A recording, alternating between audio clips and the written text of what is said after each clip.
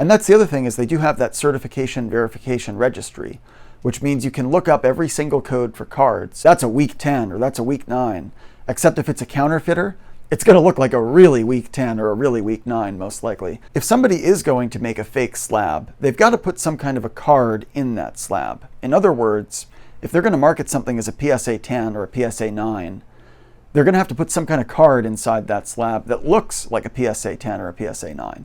Now, I know what people say, right? They say, well, sometimes the difference between like a PSA 5 and a PSA 10 is almost indistinguishable. You would need to have very expensive and very precise, almost surgically precise equipment to extract a card from one of those slabs and then re-slab it in a way that looked authentic. Is the Yugioh market vulnerable to counterfeiters who would make fake PSA slabs and fake Beckett slabs?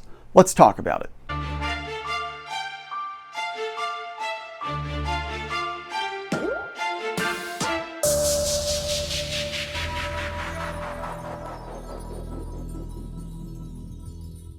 Hey, what's going on, folks? Welcome back to the Parkside Merchant channel. The topic for today's video is going to be this problem of fake slabs. So there's a lot of chatter in the market about, what happens if some of these con artists and these counterfeiters get better at producing fake slabs, fake PSA slabs, fake Beckett slabs, that they pass off, right, as authentically graded cards. So before we dive in, for folks that are new to the channel, we talk about a whole bunch of topics related to vintage trading cards, especially vintage Yu-Gi-Oh! So welcome you to like, comment, subscribe, all that sort of stuff to help support our channel.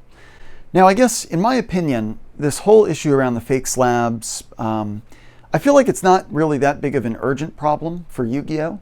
In particular, and there's a couple reasons for this. Number one, the fake slab issue is particularly prevalent when it comes to sports cards, where there's just a lot of demand out there.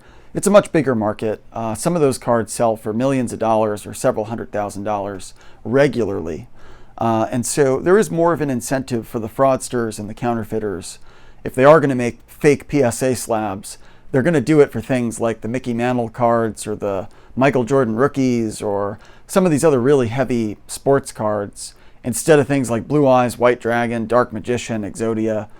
This is a big effort, right? And if people are going to spend all the time to do a really good fake, they're probably going to do it for the stuff that costs the most money. So that, in that respect, I think Pokemon could be at risk, because there are a couple of Pokemon cards that sell for a lot of money with the Charizard and others. So I feel like Yu-Gi-Oh! By comparison is a much lower risk category for this particular issue, just because the fabricators and counterfeiters are drawn to the stuff that attracts the most attention, right? The low-hanging fruit that's out there. Now, another reason why I'm not super concerned about this particular issue is that it's very difficult for people to make a good-looking fake of a PSA slab for a couple of reasons. First and foremost, for anybody who's ever broken open a PSA slab to resubmit a card, you know that literally the second you touch those things with some kind of a tool or instrument, they just get destroyed. It's very evident and very obvious when they've been tampered with. You would need to have very expensive and very precise, almost surgically precise equipment to extract a card from one of those slabs and then re-slab it in a way that looked authentic. And if you weren't going to re-slab, like in an old slab that had been broken open, you would need to have very expensive manufacturing equipment to make that new slab, the fake slab basically, that you'd, I guess, swap out a label or however they would do it, right? That they would make their own plastic, right? They would make their own slab. So I feel like, given how easy it is in the world of trading cards to detect counterfeit cards sometimes, counterfeit boxes, the same is probably true for the slabs, right? You would notice differences in the color of the plastic. You would see all kinds of stuff that's wrong with it, because PSA purposely designs those slabs to be tamper evident. It's supposed to be very obvious if somebody's like scratched it up and fiddled with it. The other thing that's interesting is, if somebody is going to make a fake slab, they've got to put some kind of a card in that slab. In other words, if they're going to market something as a PSA 10 or a PSA 9, they're going to have to put some kind of card inside that slab that looks like a PSA 10 or a PSA 9. Now, I know what people say, right? They say, well, sometimes the difference between like a PSA 5 and a PSA 10 is almost indistinguishable, because they grade very grading is subjective. And there is some truth to that. You could have a card that graded a PSA 5 or a PSA 6 that could, with a different grader, swing a PSA 9 or a PSA 8, right? Certainly within the realm of plausibility. However, there are certain attributes that you tend to see with the cards that are like a PSA 5 or a 6 or a 7 or an 8 versus stuff that's a 10. A 10 looks really good. I mean, if somebody's got a card in there that looks really, really good, it's probably going to grade a pretty high grade, generally speaking. And if they send you lots of pictures and things, you kind of need to see from different angles. But it's hard, number one, to find a card that looks like a 10 or a 9 and put it in a slab that isn't something close to that grade already. So I guess what I'm saying is, a lot of the fraudsters out there, if you closely examine the cards and the pictures, you'll probably be able to tell like if the card in there is not really the grade that it's supposed to be. And you know, like a lot of people have really good eyes. They can see the centering is off. They could see a couple things from pictures and could say that's a weak 10 or that's a weak 9. Except if it's a counterfeiter, it's going to look like a really weak 10 or a really weak 9 most likely. Because if that card is worth any money, they're just going to grade it themselves and sell it as a legitimate item. The last thing I'll say here as well that gives me a little bit of confidence is that PSA does have a lot of protections against this sort of stuff. They have, number one, there are people actually monitor transactions that go on in the market.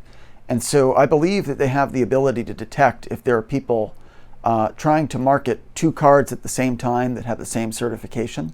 I believe they have some people that do research on these things because they do keep track of publicly listed trading cards. So if two people list the same code, that's a problem. And I imagine they would try to do something to get to the bottom of it. And that's the other thing, is they do have that certification verification registry, which means you can look up every single code for cards and you can see if that card is in the possession of somebody that has a registry set, or if there's like any fishy business going on with that particular code for that card that PSA has encapsulated. So I think bottom line, what I always do, if I'm going to buy a PSA graded card, especially a really expensive one, I'm going to look for pictures. If the seller only has 1 or 2 pictures up, I may ask for more pictures depending on the card, just so I can get a good understanding of what it looks like. I will always check the certification verification registry, which is where you can type in the code, see how many of those cards exist, what the SMR price is supposed to be, and in cases of duplicates, if there were 2 people that claimed to have the same certification number, PSA can step in and try to figure out what's going on and get to the bottom of it. So all those things give me confidence that this counterfeited slab issue isn't going to be all that big of a problem, especially for Yu-Gi-Oh, just because our category happens to be an afterthought beyond the sports cards and Pokemon world, where I think a lot of the fraudsters are going to be drawn to, because that's where the quick and easy money is going to be made. Not in some of the niche areas like Yu-Gi-Oh, most likely, just because it's a smaller market today. So that's all for this video, folks. Let me know what you think. Are you worried at all about fake slabs? What did I get wrong? What did you think of my assessment? Once again, this is the Parkside Merchant Channel. Thanks again for watching, folks, and we'll see you next time.